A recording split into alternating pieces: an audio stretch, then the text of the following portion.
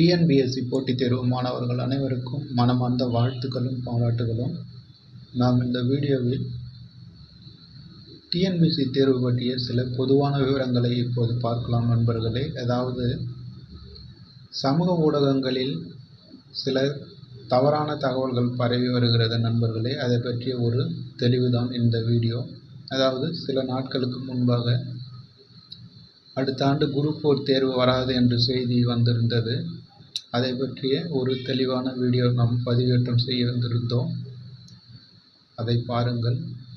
அதற்கடுத்து இப்பொழுது பாடத்திட்டம் மாற்றப்பட்டுள்ளது என்ற ஒரு தகவலானது பரவி வருகிறது நண்பர்களே. அதை பற்றிய ஒரு புரிதல் தான் இந்த வீடியோ. அதாவது மாணவர்கள் அடிப்படையில் ஒன்றை புரிந்து கொள்ள வேண்டும். எந்த ஒரு மாற்றம் இருந்தாலும் டிஎன்பிஎஸ்சி ஆனது அதிகாரப்பூர்வமாக அதனுடைய இணையதளத்தில் வெளியிடும் நண்பர்களே. அதுபோக நாளிதழிலும் செய்தி வெளியிடுவார்கள். அதற்கடுத்து அவர்கள் தொடங்கிய டெலகிராம் சேனலிலும் அந்த செய்தியை வெளியிடுவார்கள்.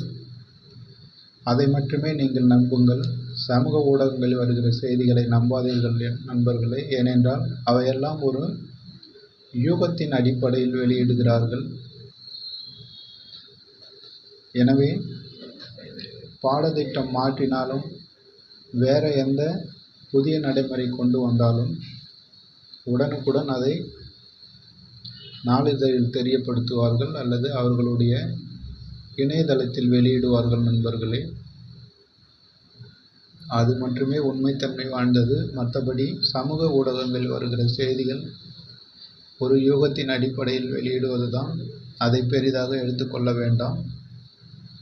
இருந்தாலும் அதை பற்றிய ஒரு தெளிவை உங்களுக்கு சொல்ல வேண்டும் என்று இந்த வீடியோவானது பதிவேற்றம் செய்கிறேன். அதாவது சென்ற ஆண்டுதான் டிஎன்பிஎஸ்சி தலைவராக திரு பிரபாகர் ஐஏஎஸ் அவர்கள் பதவியேற்றிருந்தார். அவர் பதவியேற்ற சில நாட்களிலேயே செய்தியாளர்கள் சந்திப்பில் தெளிவாக சொல்லியிருந்தார், ஒவ்வொரு ஆண்டும் அனைத்து தேர்வுகளும் வரும்படியாக நாங்கள் பாடத்திட்டத்தை நார்மலைஸ் செய்கிறோம். அதாவது பாடத்திட்டத்தை ஒருங்கிணைக்கக்கூடிய ஒரு பணியை செய்து வருகிறோம். இதுக்கு என்ன அர்த்தம் என்றால் நண்பர்களே, இதற்கு முன்பாக டிஎன்பிஎஸ்சி தேர்வுகளில் பார்த்தீர்களானால், அதாவது 2024க்கு முன்பாக ஒவ்வொரு பாடத்திட்டத்திற்கும் ஒரு சிலபஸ் கொடுத்திருப்பார்கள். அதாவது ஒவ்வொரு தேர்வுக்கும் ஒவ்வொரு சிலபஸ் கொடுத்திருப்பார்கள் நண்பர்களே. அதாவது குரூப் 4 தேர்வுக்கு ஒரு சிலபஸ் இருக்கும், குரூப் 2 தேர்வுக்கு ஒரு சிலபஸ் இருக்கும், 2A தேர்வுக்கு ஒரு சிலபஸ், இப்படி அனைத்து பாடங்களுக்கும் வெவ்வேறு சிலபஸ் கொடுத்திருப்பார்கள் நண்பர்களே. அது மாணவர்களை பெரிய குழப்பத்தில் ஆழ்த்தும். அதுபோக பெரிய சுமையும் ஏற்படுத்தி இருந்தது. அதை களைவதற்காக தான் பிரபாகர் ஐஏஎஸ் அவர்கள் பதவியேற்ற உடனே இந்த பாடத்திட்டத்தை ஒருங்கிணைக்கக்கூடிய ஒரு மகத்தான பணியை செய்திருந்தார். அதாவது அனைத்து தேர்வுகளுக்கும் ஒரே பாடத்திட்டம் கொடுக்கப்பட்டுள்ளது நண்பர்களே. அதாவது குரூப் 1 தேர்வை தவிர. ஏனென்றால் குரூப் 1 தேர்வானது 200 கேள்விகளும் ஜெனரல் ஸ்டடீஸ் என்று சொல்லக்கூடிய பொது அறிவு தொடர்பானது. எனவே அது தனியாக நடைபெறுகிறது. மற்றபடி குரூப் 2, குரூப் 2A, குரூப் 4 இன்னும் உள்ள பொறியியல் துறை பணிகள் போன்ற அனைத்து பணிகளுக்கும் ஒரே பாடத்திட்டம் கொடுக்கப்பட்டுள்ளது நண்பர்களே. நீங்கள் நேரம் இருந்தால் டிஎன்பிஎஸ்சி இணையதளத்தில் போய் செக் பண்ணி பாருங்கள். அனைத்து தேர்வுகளுக்கும் ஒரே பாடத்திட்டம் தான். அதாவது பொது அறிவு இருந்தாலும் சரி, பொது தமிழாக இருந்தாலும் சரி, ஒரே பாடத்திட்டம் தான் கொடுக்கப்பட்டு இருக்கிறது. அதுவும் ஒவ்வொரு தலைப்பிலும் எத்தனை கேள்விகள் கேட்போம் என்று முதல் கொண்டு அற்புதமாக தெளிவாக கொடுத்திருக்கிறார்கள் நண்பர்களே. இதில் குறிப்பிடும்படியான விஷயம் என்னவென்றால், பாடத்திட்டம் ஒன்றாக இருந்தாலும் தேர்வுக்கு தகுந்தபோல் கேள்வியினுடைய தரமானது மாறும் நண்பர்களே. அதாவது பெரிய பதவிக்கான தேர்வாக இருந்தால் சற்று கடினமாக இருக்கும். அடுத்து சிறிய பதவிக்கான தேர்வாக இருந்தால் கொஞ்சம் எளிமையாக கேட்பார்கள். மற்ற உள்ள நடுநிலை பதவிகளுக்கும் அது ஒரு மாடரேட் முறையில் கேள்விகள் கேட்பார்கள் நண்பர்களே. மற்றபடி பாடத்திட்டங்கள் ஒன்றுதான், கேள்வியினுடைய தரம் மட்டும்தான் பதவிக்கு ஏற்ற மாதிரி மாறும் நண்பர்களே, இதை புரிந்து கொள்ளுங்கள். அதுபோக முக்கியமான ஒன்றை சொல்ல விரும்புகிறேன்.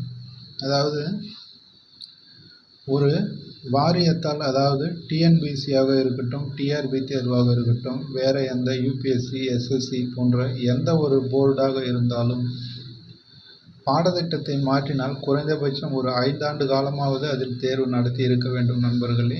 அப்படி இல்லை என்றால் அந்த புதிய பாடத்திட்டத்தில் 3 முறையாவது தேர்வு நடைபெற்று இருக்க வேண்டும். அதாவது உங்களுக்கு புரியும்படி சொல்ல வேண்டுமானால், ஒரு புதிய பாடத்திட்டம் மாற்றப்பட்ட பிறகு அந்த பாடத்திட்டத்தில் 3 முறை தேர்வு நடந்து இருக்க வேண்டும், அல்லது அந்த பாடத்திட்டம் மாற்றப்பட்டு 5 ஆண்டுகள் நிறைவு பெற்றிருக்க வேண்டும் நண்பர்களே. இந்த 2 நிபந்தனைகளில் ஏதேனும் ஒன்று நிறைவு பெறுகிற வேளையில்தான் அடுத்த முறை பாடத்திட்டம் மாற்றப்படும். அதுவரை பாடத்திட்டம் மாற்ற முடியாத நண்பர்களே, அதை புரிந்து கொள்ளுங்கள். சமூக வலைதளங்களில் வருகிற செய்திகளை நம்ப வேண்டாம். அதாவது 2024ஆம் ஆண்டு தான் டிஎன்பிஎஸ்சி பாடத்திட்டத்தை திரு பிரபாகர் ஐஏஎஸ் அவர்கள் மாற்றி அமைத்தார். அது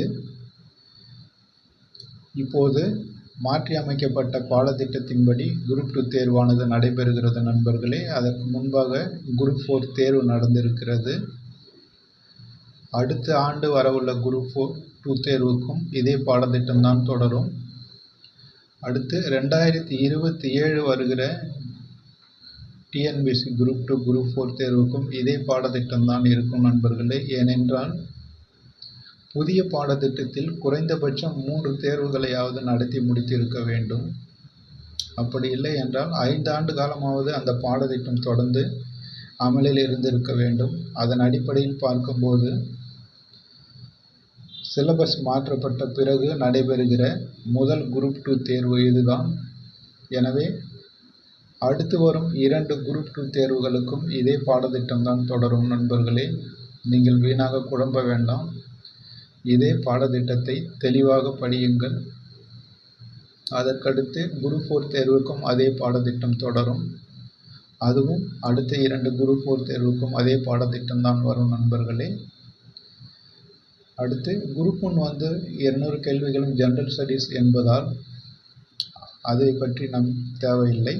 முக்கியமாக இந்த குரூப் 2, குரூப் 4 பற்றி இப்போது பார்த்து வருகிறோம். அதற்கடுத்து பொறியியல் பணிகளுக்கான பாடத்திட்டமும் சென்ற ஆண்டு தான் மாற்றி அமைத்தார்கள் நண்பர்களே. அதாவது குரூப் 2 தேர்வுக்கு என்ன பாடத்திட்டம் கொடுக்கிறார்களோ அதே பாடத்திட்டம்தான் பொது தமிழுக்கும் பொது அறிவுக்கும் கொடுத்திருக்கிறார்கள் நண்பர்களே. அதாவது கம்பைன்ட் டெக்னிக்கல் சர்வீஸ், அதாவது interview post, combined engineering service exam, அதாவது நான் இன்டர்வியூ போஸ்ட், அதுக்கடுத்து டிப்ளமோ லெவல் தேர்வு, இந்த அனைத்து இதுக்கும் பொது அறிவும் பொது தமிழும் நமக்கு கொடுக்கப்பட்ட குரூப் 2 பாடத்திட்டமே தான் நண்பர்களை கொடுத்து இருக்கிறார்கள். நான் முன்னாடி சொன்னது போல கேள்வியின் தரம் மட்டுமே மாறுமே தவிர பாடத்திட்டங்கள் அனைத்தும் ஒன்றுதான். எனவே இன்ஜினியரிங் சர்வீஸ் என்று சொல்லக்கூடிய தொழில்நுட்ப பணிகளுக்கான தேர்வுக்கான பாடத்திட்டமும் மாற்ற மாட்டார்கள் நண்பர்களே. ஏனென்றால் அதுவும் பாடத்திட்டம் மாற்றிய பிறகு ஒரே முறைதான் இப்பொழுது நடந்து முடிந்திருக்கிறது. எனவே இன்னும் 2 தேர்வுகள் அதில் நடைபெறும் நண்பர்களே. அதாவது அடுத்த ஆண்டு வரவுள்ள தேர்வும் அதற்கு அடுத்த ஆண்டு வரவுள்ள தேர்வும் இதே பாடத்திட்டத்தில் தான் நடைபெறும் நண்பர்களே. எனவே மாணவர்கள் குழப்பமடைய தேவையில்லை. நீங்கள் வைத்திருக்கிற பாடத்திட்டத்தையே ஊன்றி படியுங்கள். இன்னும் 2 ஆண்டுகளுக்கும் அல்லது 2 தேர்வுகளுக்கும் அதே பாடத்திட்டம்தான் தொடரும் நண்பர்களே. எனவே இருக்கிற பாடத்திட்டத்தை ஊன்றி ஆழமாக படியுங்கள். அதாவது குரூப் 4 தேர்வுக்கு படிப்பவர்களும் குரூப் 2 தேர்வுக்கு படிப்பவர்களும் பொறியியல் பணிக்கான தேர்வுக்கு படிப்பவர்களும் இதே பாடத்திட்டம்தான் தொடரும் நண்பர்களே. நீங்கள் தைரியமாக புத்தகத்தையோ அல்லது உங்களுக்கு எது வசதியோ அதை சேகரித்து படியுங்கள் நண்பர்களே. உங்களுடைய அனைத்து தேர்வுகளுக்கும் தேவையான மெட்டீரியல் மற்றும் மாதிரி வினாத்தாள்கள் நம்முடைய டெலகிராம் சேனலில் பதிவேற்றம் செய்யப்பட்டுள்ளது நண்பர்களே. அதில் தேடி பார்த்து பயன்பெறுங்கள். அதற்கடுத்து பாடத்திட்டம் எந்த காரணத்தை கொண்டும் முன்னறிவிப்பு இல்லாமல் மாற்ற மாட்டார்கள் நண்பர்களே. அப்படி மாற்ற வேண்டுமானால் ஒரு சில அதாவது 2 அல்லது 3 மாதங்களுக்கு முன்பாகவே அவர்கள் அறிவிக்கை கொடுப்பார்கள். அதன் பிறகுதான் பாடத்திட்டத்தை மாற்றுவார்கள் நண்பர்களே. திடீரென்றெல்லாம் பாடத்திட்டத்தை மாற்ற முடியாது. அதனால் வீண் வதந்திகளை நம்பாதீர்கள், குழப்பமடையும் தேவையில்லை. ஒரு பாடத்திட்டத்தை மாற்றுகிறோம் என்றால் அதற்கு குறைந்தபட்சம் 3 மாத காலத்திற்கு முன்பாக தகவல் கொடுத்து அதன் பிறகுதான் மாற்றி அமைப்பார்கள் நண்பர்களே. ஆனால் சென்ற ஆண்டு தான் இந்த பாடத்திட்டம் மாற்றி அமைக்கப்பட்டது. எனவே அதற்கடுத்து மாற்றி அமைப்பதற்கு வாய்ப்பில்லை. நாம் முன்னாடி சொன்ன விவரங்கள் போல தான் இருக்கிற பாடத்திட்டமே இன்னும் 2 தேர்வுகளுக்கு தொடரும் நண்பர்களே. தைரியமாகவும் நம்பிக்கையாகவும் படியுங்கள். உங்களுடைய உழைப்பு என்றும் வீண் போகாது. அதற்கடுத்து குரூப் 2 தேர்வை முடித்துவிட்டு என்ன செய்யலாம் என்று சிலர் யோசிப்பீர்கள். அதற்கான ஒரு தெளிவையும் நான் இப்போது சொல்லுகிறேன். குரூப் 2 தேர்வில் ஒரு 140லிருந்து 150 மதிப்பெண் வரை, அதாவது கேள்விகள் வரை மிக சரியாக பதிலளித்தவர்கள் உறுதியாக மெயின்ஸ் தேர்வுக்கு படியுங்கள் நண்பர்களே. அதாவது பொது பிரிவிற்கு 150+ கேள்விகள் சரியாக இருந்தால் உறுதியாக உங்களுக்கு கிடைக்கும். நீங்கள் மெயின்ஸ் தேர்வுக்கு படிக்க ஆரம்பித்து விடுங்கள். அதற்கடுத்து ஒரு 140+ இருக்கிறவர்கள், அதாவது 140 கேள்விகள் சரியாக பதிலளித்தவர்கள் தமிழ் வழி படித்திருந்தால் அவர்களுக்கு கிடைக்கும். அதாவது PSTM என்று சொல்லக்கூடிய பிரிவினருக்கு கிடைக்கும். அதுபோக ரிசர்வேஷன் கேட்டகரி என்று சொல்லுகிறவர்களுக்கும் அந்த 140 மதிப்பெண்களுக்கும் கிடைக்கும் நண்பர்களே. அவர்களும் உறுதியாக குரூப் 2 மெயின்ஸ் தேர்வுக்கு தயாராகுங்கள். அதற்கு கீழே இருப்பவர்கள், அதாவது 140 கேள்விகளுக்கு கீழே சரியாக பதிலளித்தவர்கள் தேர்வு முடிவு வெளியிட்ட பிறகுதான் நண்பர்களை சொல்ல முடியும். உறுதியாக இப்போது சொல்ல முடியாது.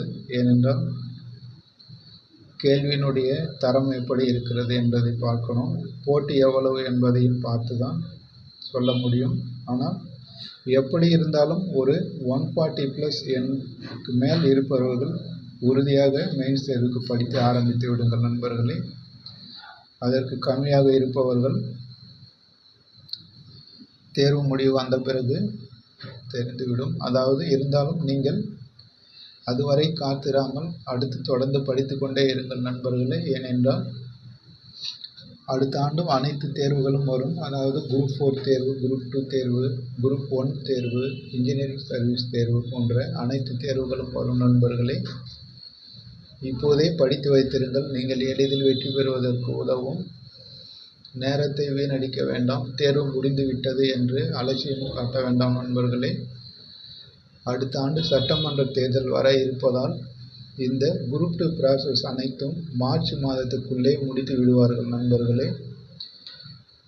எனக்கு தெரிந்தவரை இந்த குரூப் 2 முதல்நிலை தேர்வு முடிவானது அக்டோபர் மாதம் கடைசி அல்லது நவம்பர் முதல் வாரத்திலே வந்துவிடும் நண்பர்களே. 1 மாதமே அதிகபட்சம் என்று நினைக்கிறேன். ஏனென்றால் இதற்கு முன்பாக 10 லட்சத்துக்கும் மேற்பட்டோர் எழுதிய குரூப் 2 பிலிமினரி தேர்வானது 45 நாட்களிலே முடிவை வெளியிட்டிருந்தார்கள் நண்பர்களே. அதாவது அப்பொழுது இவ்வளவு டெக்னாலஜி இல்லாத காலத்திலே 45 நாட்களில் வெளியிட்டு விட்டார்கள். ஆனால் இப்பொழுது போட்டியானது சற்று குறைவாகவும் இருக்கிறது. அதுபோக OMR வேல்யூவேஷன் செய்கிற இயந்திரங்கள் நிறைய புதிதாக வாங்கி இருக்கிறார்கள். எனவே 1 மாத காலத்துக்குள்ளாகவே இந்த குரூப் 2 வேல்யூவேஷன் முடிந்துவிடும் நண்பர்களே. அக்டோபர் கடைசி அல்லது நவம்பர் முதல் வாரத்தில் உறுதியாக தேர்வு முடிவுகள் வெளிவந்துவிடும். அதற்கடுத்து 60 அல்லது 65 நாட்களில் மெயின்ஸ் தேர்வானது நடைபெறும் நண்பர்களே. அப்படி பார்க்கும்போது நவம்பர், டிசம்பர் 2 மாதங்கள், ஜனவரி கடைசி வாரத்தில் உங்களுக்கு குரூப் 2 மெயின்ஸ் தேர்வானது நடைபெறும் நண்பர்களே. அதற்கடுத்து குரூப் 2A மெயின்ஸ் தேர்வானது பிப்ரவரி முதல் வாரத்திலும் நடைபெறும். எப்படி இருந்தாலும் ஜனவரி அல்லது பிப்ரவரி மாதங்களில் குரூப் 2 மற்றும் 2A மெயின்ஸ் தேர்வுகள் நடந்து முடிந்துவிடும் நண்பர்களே. ஏனென்றால் மார்ச் மாதத்தில் சட்டமன்ற தேர்தல் அறிவித்து விடுவார்கள். தேர்தல் நடத்தை விதிமுறையின்படி தேர்தல் தேதி அறிவிக்கப்பட்ட பிறகு அரசாங்கத்தால் எந்தவித புதிய அறிவிப்புகளையோ நலத்திட்டங்களையோ செய்யக்கூடாது என்ற ஒரு விதிமுறை இருக்கிறது. அந்த காரணத்தால் மார்ச் மாதத்துக்கு முன்பாக இந்த குரூப் 2 மெயின்ஸ் தேர்வானது நடந்து முடிந்துவிடும்.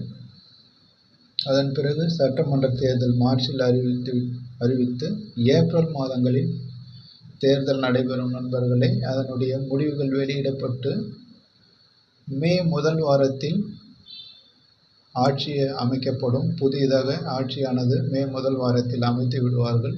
அதன் பிறகு ஜூன் மாதத்திலிருந்து அடுத்த ஆண்டுக்கான கால்பர் வரும் நண்பர்களே. அதாவது எனக்கு தெரிந்தவரை முதல் கால்பராக குரூப் 1 தேர்வு தான் வரும் என்று நினைக்கிறேன். அதற்கடுத்து கம்பைன்ட் டெக்னிக்கல் சர்வீஸ் சொல்லக்கூடிய பொறியியல் பணி தேர்வுகள் வரும். அதற்கடுத்து குரூப் 4 தேர்வு வரும். கடைசியாக அடுத்த ஆண்டு நவம்பர் அல்லது டிசம்பர் மாதங்களில் மீண்டும் குரூப் 2 தேர்வு வரும் என்று எதிர்பார்க்கிறேன் நண்பர்களே. எனவே தேர்தல் முடிந்த பிறகு அனைத்து தேர்வுக்கான அறிவிப்புகளும் தொடர்ந்து வரும். எனவே சோர்ந்து விடாமல் குரூப் 2 தேர்வு முடிந்ததும் தொடர்ந்து படித்து கொண்டே இருங்கள் நண்பர்களே. 140 மதிப்பெண்களுக்கு வினாக்களுக்கு குறைவாக விடையளித்தவர்களை பற்றி சொல்லி வருகிறேன். அடுத்த தேர்வுகளுக்கு கவனம் செலுத்துங்கள். நிச்சயமாக பணியிடங்களும் அது அதிகமாக வரும். எளிதில் வெற்றி பெறலாம் நண்பர்களே. அதற்கடுத்து எப்படி பார்த்தாலும் இந்த 2 அல்லது 3 மாதங்கள் தான் உங்களுடைய வாழ்க்கையை மாற்றி அமைக்கும் நண்பர்களே. இந்த குரூப் 2 மெயின்ஸ் தேர்வு தான் உங்களுடைய வாழ்க்கையை மாற்றி அமைக்கும். அதற்கு 2 மாத காலம் மட்டுமே அவகாசம் இருக்கிறது. இதை தெளிவாக பயன்படுத்தி கொள்ளுங்கள் நண்பர்களே. ஏனென்றால் குரூப் 2 தேர்வு மூலமும் நீங்கள் ஒரு துணை ஆட்சியர் என்று சொல்லக்கூடிய டெபுட்டி கலெக்டராக ஆக முடியும் நண்பர்களே. அதை பற்றிய ஒரு விரிவான வீடியோவானது ஏற்கனவே நான் பதிவிட்டிருக்கிறேன். அதை பாருங்கள். நம்முடைய சேனலில் மிக மிக உபயோகமான வீடியோக்கள் 100க்கும் மேற்பட்ட வீடியோக்கள் பதிவேற்றம் செய்யப்பட்டுள்ளது நண்பர்களே. அனைத்து தகவல்களும் அதில் உள்ளது. எந்த தேர்வு எழுதினால் எந்த பதவிக்கு போகலாம், அந்த பதவியினுடைய உயர்வு எப்படி இருக்கும் என்று A to Z விவரங்கள் பதிவேற்றம் செய்யப்பட்டிருக்கிறது. இருந்தாலும் மாணவர்கள் நலனுக்காக திரும்பவும் சொல்லுகிறேன். இந்த குரூப் 2 மற்றும் 2A தேர்வின் மூலமும் நீங்கள் குரூப் 1 அதிகாரியாக மாற முடியும் நண்பர்களே. குரூப் 2 இன்டர்வியூ போஸ்ட் என்று முன்னாடி சொல்லக்கூடிய அந்த பதவியில் நீங்கள் ASO என்று சொல்லக்கூடிய அசிஸ்டன்ட் செக்ஷன் ஆஃபீஸர் என்ற பதவியை தேர்ந்தெடுத்தால் ஒரு 10 ஆண்டுகளில் நீங்கள் குரூப் 1 அதிகாரியாக ஆகிவிடலாம் நண்பர்களே. டெபுட்டி கலெக்டர் என்று சொல்லக்கூடிய துணை ஆட்சியராக மாற முடியும். அதற்கடுத்து 2A தேர்வில் 2A மெயின்ஸ் தேர்வு எழுதி சீனியர் ரெவென்யூ இன்ஸ்பெக்டர் முதுநிலை வருவாய் ஆய்வாளர் என்ற பதவியை தேர்ந்தெடுத்தால் நீங்கள் ஒரு 10 அல்லது 15 ஆண்டுகளில் நீங்களும் ஒரு குரூப் 1 அதிகாரியாக டெபுட்டி கலெக்டராக ஆக முடியும் நண்பர்களே. குரூப் 1 தேர்வில் தேர்ந்தெடுக்கக்கூடிய துணை ஆட்சியர் பதவியானது இந்த குரூப் 2 தேர்வின் மூலமே உங்களுக்கு கிடைக்கும். அதனால் குரூப் 2 தேர்வை மிக சிறப்பாக எழுதி முடியுங்கள் நண்பர்களே. இதை பற்றிய விவரங்கள் இனி அடுத்தடுத்து வரும் வீடியோவில் தெளிவாக பார்க்கலாம். அப்படி இல்லை என்றால் ஏற்கனவே நம்முடைய சேனலில் பதிவேற்றம் செய்யப்பட்டுள்ளது நண்பர்களே. அந்த வீடியோவை பார்த்து பயன்பெறுங்கள்.